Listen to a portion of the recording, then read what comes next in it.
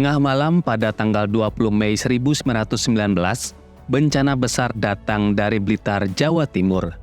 Letusan dahsyat Gunung Kelut telah merusak perumahan penduduk di kota Blitar. Diperkirakan letusan gunung terdahsyat di awal abad ke-20 tersebut telah menelan korban 5.000 orang. Begitu dahsyatnya letusan Gunung Kelut sampai terdengar di Kalimantan. Hujan abu yang lebat mencapai Pulau Bali. Respon pemerintah dan masyarakat pribumi atas bencana alam yang sangat dahsyat tersebut sangat beragam. Di Yogyakarta, sebuah komite dibentuk dalam rangka menggalang dana, bantuan logistik, dan medis untuk menolong para korban bencana letusan Gunung Kelut di Blitar. Setahun Komite Kelut bekerja sama dengan penolong Kesengsaraan Umum Muhammadiyah pada tahun 1919 berhasil menghimpun dana dari masyarakat, bantuan logistik, tenaga medis, dan obat-obatan yang akan dikirim ke Blitar.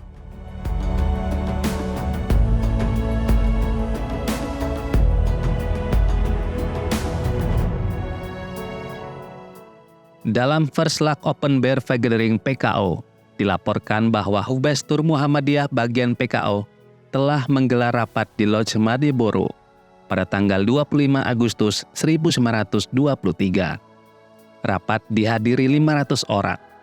Mewakili pemerintah kolonial Dr. Ofringa dan Dr. John hadir dalam acara tersebut.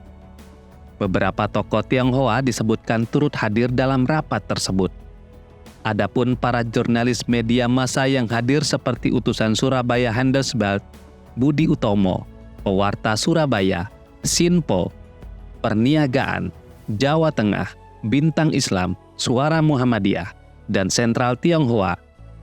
Selebihnya, peserta Fair Gathering adalah para anggota dan pengurus Muhammadiyah, terutama di bagian PKO.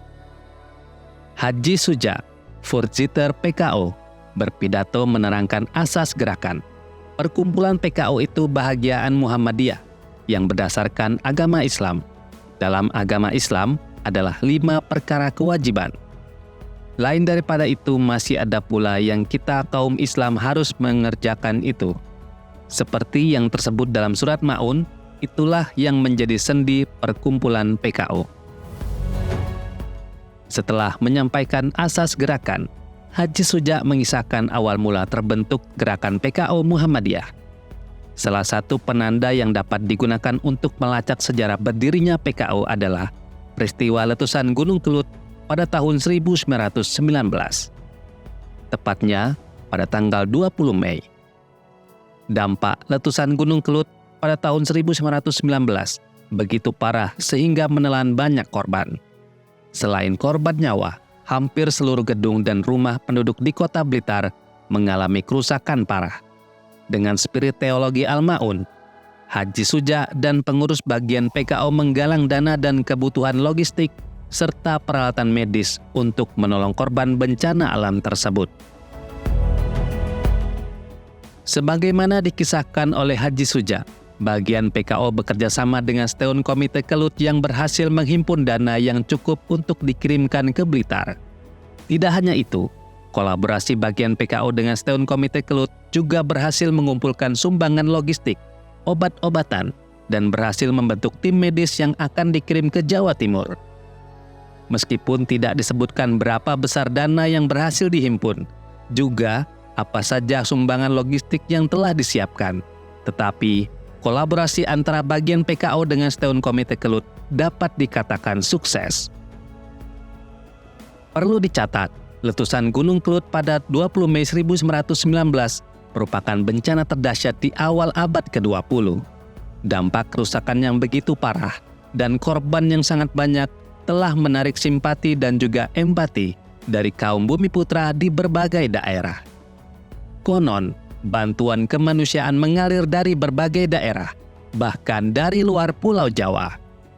Karena sudah banyak bantuan kemanusiaan yang mengalir ke Blitar, seperti yang dikisahkan Haji Suja, maka bantuan kemanusiaan yang berhasil dihimpun oleh bagian PKO dan Setahun Komite Kelut tidak jadi distribusikan.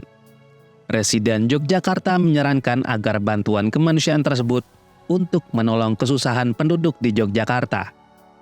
Karena terikat oleh kebijakan ini, maka maksud utama memberikan bantuan kemanusiaan kepada para korban letusan Gunung Kelut tidak pernah terwujud.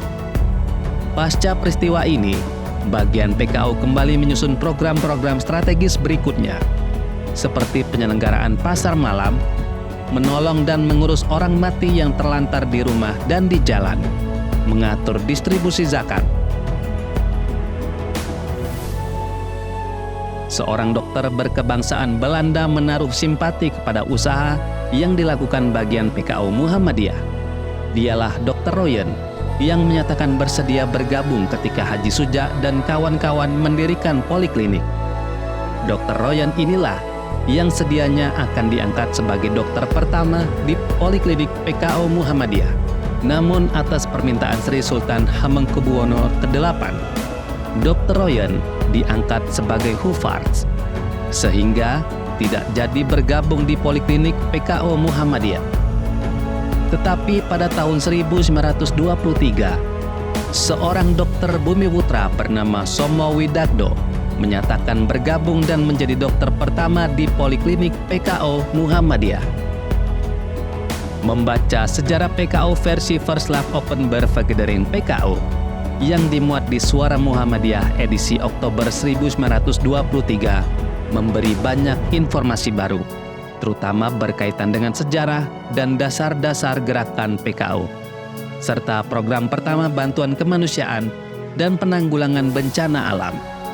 Jika saat ini Muhammadiyah telah memiliki lembaga penanggulangan bencana yang pada Muktamar 2010 dikukuhkan sebagai Muhammadiyah Disaster Management Center, maka sebenarnya program ini memiliki mata rantai yang nyaris terputus ketika bagian PKO berkolaborasi dengan Stone Committee Kelut pada tahun 1919 untuk menggalang dana kemanusiaan bagi korban bencana alam di Blitar.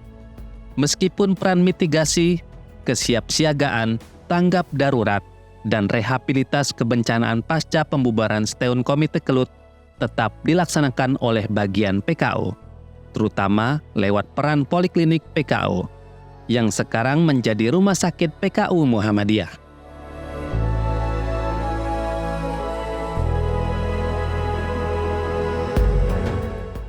Tetapi dalam praktiknya tidak secara maksimal.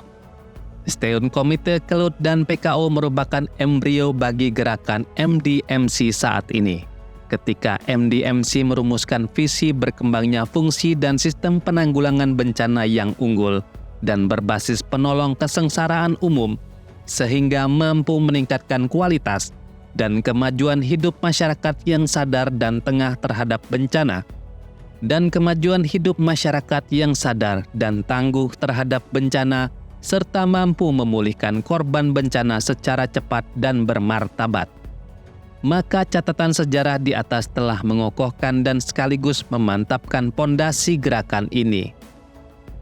Tidak berlebihan jika dikatakan bahwa para pengurus MDMC saat ini adalah anak-anak revolusi Al-Ma'un yang hadir di era milenial.